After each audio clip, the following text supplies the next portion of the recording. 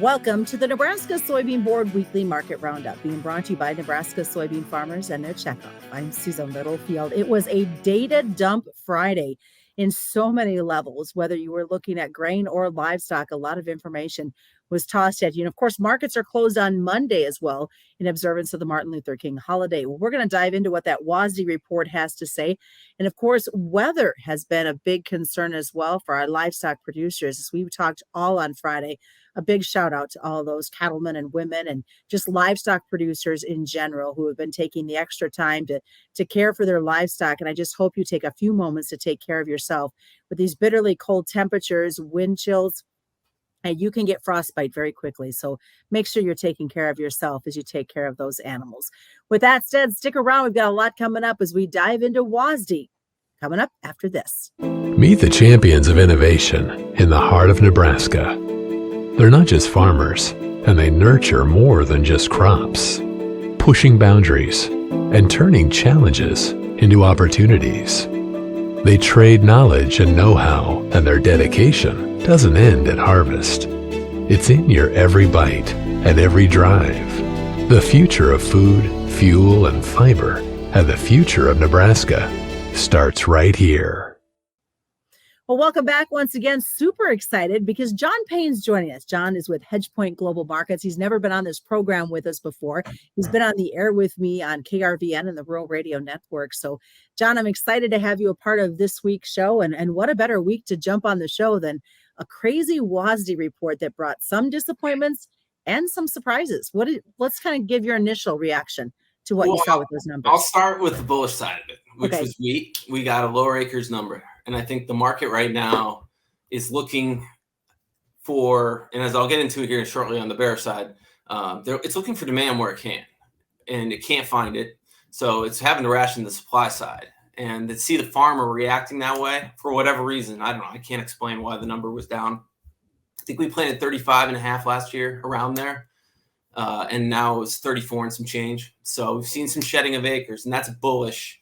In this world we live in, when the farmer starts to react, that's tend to be a good sign. So we'll call it $6 Kansas City wheat, and maybe give or take 50 cents to the upside is where this decision is being made. So I'll take it from there. I don't know. Do you want me to jump into the bearish case, or do you have any thoughts yourself? Yeah, let's just kind of see. Let's flip the coin and look at the bearish side of everything. Okay, so soybeans, we'll start there, and really, it's kind of confirmation of two things. One, that the U.S. crop was bigger than expected. And so I don't know if you've got archives, but I'd love to look and watch the show from, we'll call it late July, early August, as far as when the beans were being planted and the yield guesses that we saw back then.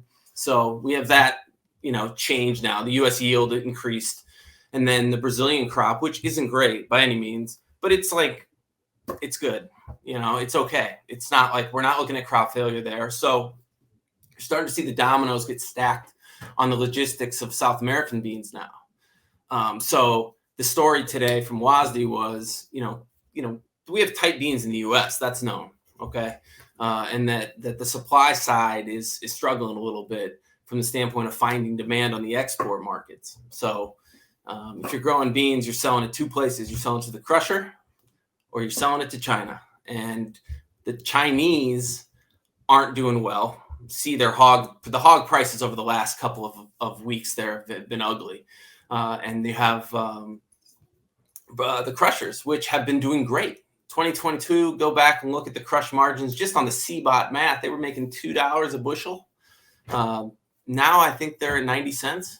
So if you want to get back to those margins, you're looking for beans to fall quite a bit, or we need to see oil rally. And we see meal rally. And if we can get those markets to rally, that's where we could turn. But we didn't get news of that either. So I hate to be the bear on a cold, snowy Friday. I'm really just reading the tea leaves, not predicting anything. But it wasn't a pretty picture that was been painted as far as future supply goes, because my assumption is the U.S. farmer is going to get out and do its thing in the spring and do it at the, not a record pace maybe, but at a pretty good one. Well, and those corn numbers too that were released from WASDE, many folks made the comment that there was some big surprises in those yield numbers when they took the jump that they did. Yeah. Again, same thing. Corn, you go back, I'm sure there's more content on what the yield guesses were. And I mean, 177 was like, get out of here. You know, you weren't invited into the conversation in the middle of the spring, really. But at this point, I think that's priced in. And now you have a carry market that's developed. We've exports for corn right now are humming. And that's great. I mean, that is what we're hanging on. I think that, that reflects to me a bullishness that beans do not. Look at beans, where beans are trading versus the rest of the world. Beans are way up here relative to where Brazil is. And so in corn, the opposite. In corn, we're down. Apologize for the slamming of the door. In beans, we're down, and or in corn, we're the cheapest. So, if we can hold where it is, corn can fall maybe another 20 cents or so on the front month futures, but you're getting in some pretty good values. So earlier on Friday, I obviously, after the report came out over the noon hour, I had a farmer reach out to me, one that watches everything that happens kind of across the Midwest crop wise. And he said, I guess the key is dry weather means bigger crops. And I'm sure genetics have a lot to do with that. But he too, like so many on social media, were so surprised at the big jump that they took in those bushels per acre on both corn and beans. Yeah. I mean, I can't speak to any of that. It's kind of one of those things where, like, I totally understand. And I'm not a agronomist. It's Right. always baffled me, Susan, how they can know. And I know it's like, there's surveys and all that. I get it. But what's the margin of error? Like, how is all this? And it really sets the tone to what the trade can look like. I'm not conspiracy theorying anything. I'm just defining that the inputs that come from the farmer are judged by, whoever. And I think it's really more of a myriad of the market. I mean, the speculators can trade off this. And that would be my takeaway today. Like, everything I'm saying here, could we open up Monday night and be limit down? I mean, sure, I guess. I mean, if you wanted to just lean on this news as the reason, I'm sure it could happen. I don't think it's going to happen. But, that's like in the realm of the global possibilities in the world that could. And so with this kind of news, it's like, all right, yeah, I mean, it's like we got more supply coming. That's basically it. So Hedgepoint is a not to shill. Hedgepoint is a global company. So we have basically my head office is in Brazil. Okay. We're one of 5 6 Americans that work at the firm out of like 150, and I'm probably wrong on that size, around that size. And so like we're working with farmers basically in Brazil. And the one thing that astonishes me, it just always kind of still to this day, is like these guys are trading off the Chicago contract in Sao Paulo, in Mato Grosso.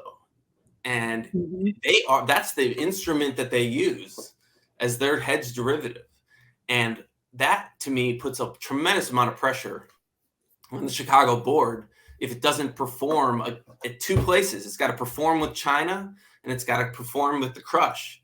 And neither are happening right now. So until that turns, which one? The crush? Where does that come from? Like biodiesel. Let's sign it up. I mean, I look at gasoline right now. It's $2.75 here. Diesel's $4.20. Like what is that spread about? And, bring on more supply there. This is a value, but are we low enough yet? I don't know. You talked earlier, kind of towards the beginning of the report, you talked about China, and everybody knows that their economy has had some major struggles going on, but so is a reduction in livestock. How do you see that long-term picture in 24 weighing out for U.S. producers and growers? Well, not good. I mean, that's just like, you come on a show like this and you ask like what you think, how it is. And it's like, I'm defining how it is. And so, to project a change, and in reality, like you're talking about an inversion in the carry in a really bullish market, like we saw post COVID, that buying has to come from somewhere. So the Chinese buying right now is not coming from consumer demand. Their unemployment rates are high. They're not consuming a lot, like on the relative scale that they were used to. They're still consuming a lot of commodities, but they claim growth is 5.5%, but like, I don't know if that's true or not. And I've always been told by some good senior traders that like China needs to grow at 7, and they'll buy beans till the moon comes home. And like right now, Chinese consumer demand is going up because they are kind of financially easing their economy, which is supporting standard of living. It's can't last forever. And China, we need to see a new input of demand. And that, in my opinion, is crush. That's the crush. And that's where you're going to see plants popping up across the Midwest. I don't know how many are planned. I wish I could get the number. Is it 15 maybe over the next 10 years? And that's incredible demand. And that's a story, especially if you're putting in your gas tank, just like we are in ethanol. I mean, if you're using E85, how you doing? It's pretty good. I mean, that's the cheapest fuel out there right now. Thanks so much for joining us. Real quick, what's the best way for folks to get a hold of you? Just go to hedgepointhub.com. We have like a kind of a cool database that we've compiled of analysis and other things that people are into the markets. This isn't so much depth analysis. I mean, it's a lot of it's there available in-depth analysis, but it's very unbiased. And I find these, work with these guys who are from Brazil, give them a shout out. They that'd be a great place for you to check us out. Take a demo of our product. It's called the Hedgepoint Hub. And you can learn about what's going on in Brazil and Argentina and Uruguay and the South American Brazilian real. Like there's a ton of stuff to learn if you're not familiar with that. All right. Sounds good. Also want to remind you guys as listeners and viewers, these commodity markets are a risk of loss not suitable to all investors. And that's this week's Nebraska Soybean Board Weekly Market Roundup.